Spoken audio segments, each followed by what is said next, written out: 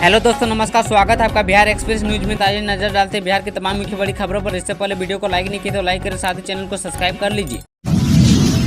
कोसी कमला की गोद में बसे झंझारपुर में एक बार ही जीत पाई भाजपा। लोकसभा क्षेत्र झंझारपुर की जनता 7 मई को अपने सांसद का चुनाव करेगी। इस सीट पर जनता दल परिवार से निकली पार्टियां आरजेडी जदयू बारी बारी से जीत का परचम लहराती रही है। 2019 में यहां से रामप्रीत मंडल जनता दल यूनाइटेड की टिकट पर जीते थे। रामप्रीत मंडल ने करीब 3.5 लाख वोटों से राष्ट्रीय जनता दल के उम्मीदवार गुलाब यादव को हराया था। 2024 के लोकसभा चुनाव को लेकर राष्ट्रीय जनतांत्रिक गठबंधन के बीच सीटों का बंटवारा हो गया है। झंझारपुर सीट इस बार भी जदयू के खाते में गई है, यानी इस बार भी यहां से मुख्यमंत्री नीतीश कुमार की पार्टी का ही उम्मीदवार होगा। पिछड़े समुदाय के दबदबा वाली इस संसदीय सीट पर सभी प्रमुख दलों ने ज्यादातर पिछड़ा वर्ग से ही उम्मीदवार उतारा है।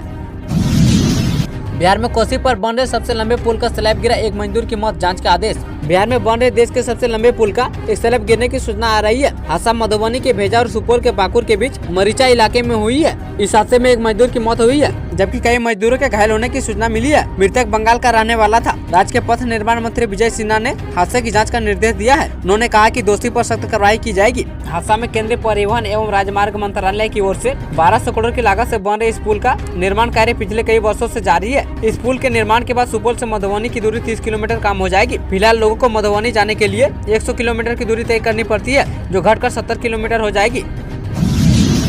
विरासत की जंग में बढ़ा रहे भतीजे का कद, चाचा तलाश रहे नया विकल्प। विरासत की सियासत को लेकर चाचा भतीजे के बीच छिड़ी जंग ने हाजीपुर लोकसभा क्षेत्र को हॉट सीट बना दिया है। एनडीए में सीट शेयरिंग की घोषणा के बाद भतीजे का पलड़ा भारी दिख रहा है। हाजीपुर, वैशाली समेत 5 सीटें लोजपा को मिली है। इस हॉट सीट से लोजपा रामविलास के राष्ट्रीय अध्यक्ष चिराग पासवान लड़ने वाले हैं। वे इस सीट को अपने पिता रामविलास पासवान की विरासत बता रहे हैं। हाजीपुर सीट से चिराग पासवान का लड़ना तय हो चुका है। वो एनडीए से तरजीह नहीं मिलने की वजह से पारस हाजीपुर से लड़ने के लिए नए विकल्प की तलाश में जुटे हैं। पटना में अब पाइप से घर तक पहुंचेगा गंगा जल। दीघा, मनेर और पालीगंज में होगा पानी स्टोर। पटना में भूजल का दोहन हो रहा है। इसके बावजूद इसको लेकर कोई भी सख्त गाइडलाइन नहीं बन पाई है। इसके कारण हाल के वर्षों में पटना के शहरी ग्रामीण इलाकों में भूजल में तेजी से गिरावट होने लगी है। ऐसे में गंगा जल संसाधन विभाग ने पटना शहर में गंगा सोन का पानी लेकर पहुँचाने का एक प्लान बनाया है। इसके अंतर्गत बाढ़ अवधि जुलाई से अक्टूबर तक गंगा और सोन नदी के पानी को एकत्रित किया जाएगा और जल संशोधन संयंत्र के माध्यम से शोषित कर पटना शहर को पेयजल की आपूर्ति की जाएगी। पानी भंडारित करने के लिए पालीगंज प्रखंड के उदयपुर गांव के पास सोन नदी पर बराज का निर्माण किया जाएगा। वहीं खगोल के पास MUGR का निर्माण कराने का निर्णय लिया गया है। योजना को पूरा करने के लिए अगले माह से DPR बनेगी, ताकि जलापूर्ति योजना का काम जल्द से पूरा किया जा सके। जन स्वराज पार्टी हुई रजिस्टर, लोकसभा चुनाव के लिए मिला सेफ चुनाव चिन्ह। लोकसभा चुनाव को लेकर बिहार के लिए जन स्वराज पार्टी का रजिस्ट्रेशन भारत निर्वाचन आयोग द्वारा कर दिया गया है। जन स्वराज पार्टी को एप्पल चुनाव चिन्हित आवंटित किया गया है। आयोग ने जन स्वराज पार्टी को सिर्फ बिहार की 40 लोकसभा सीटों के लिए सेव चुनाव चिन्हित आवंटित किया है। अब इस पार्टी की ओर से बिहार की 40 सीटों पर प्रत्याशी उतारने पर सेव का चुनाव चिन्ह मिलेगा। भारत निर्वाचन आयोग द्वारा लोकसभा चुनाव में रजिस्टर्ड राजनीतिक दलों का आवंटित चुनाव चिन्हों की सूची जारी कर दी गई है। हालांकि बिहार में प्रशांत किशोर की अगुवाई में जन स्वराज की दल की ओर से इसको लेकर अभी तक कोई सूचना नहीं दी गई है।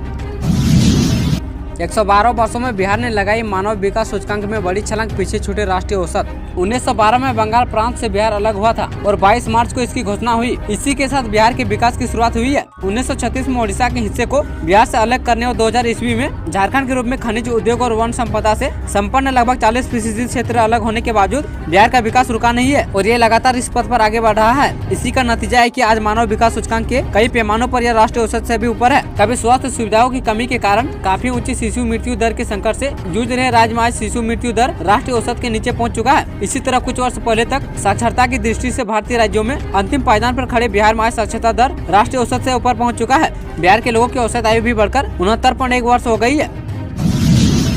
होलिका दहन के साथ 24 मार्च से शुरू हो रहा रंगों का त्योहार होली। होलिका दहन होली इस बार 24 मार्च को होलिका दहन के साथ शुरू हो रही है। रात 12 बजे के बाद होलिका दहन होने से 25 मार्च को इस बार आधार रहेगा। इसके अगले दिन 27 मार्च को स्थानीय परंपरा अनुसार मटका फोड़ होली यानी झुमटा का आयोजन होगा। इसके साथ यह त्योहार संपन्न हो जाएगा। स्थानीय लोगों द्वारा इस बार शहर के करीब 90 शहरों पर होलिका दहन की तैयारी की गई है। इसके लिए मोहल्ला स्तर पर युवाओं व बच्चों की गठित टोलियां ढोल बाजे के साथ लोगों के घरों व व्यावसायिक प्रतिष्ठानों में जाकर लड़कियों के लिए आर्थिक सहयोग की अपील करने लगे हैं। इसके साथ ही करीब 90 जगहों पर इस बार होलिका दहन की तैयारी जोर शोर से चल रही है।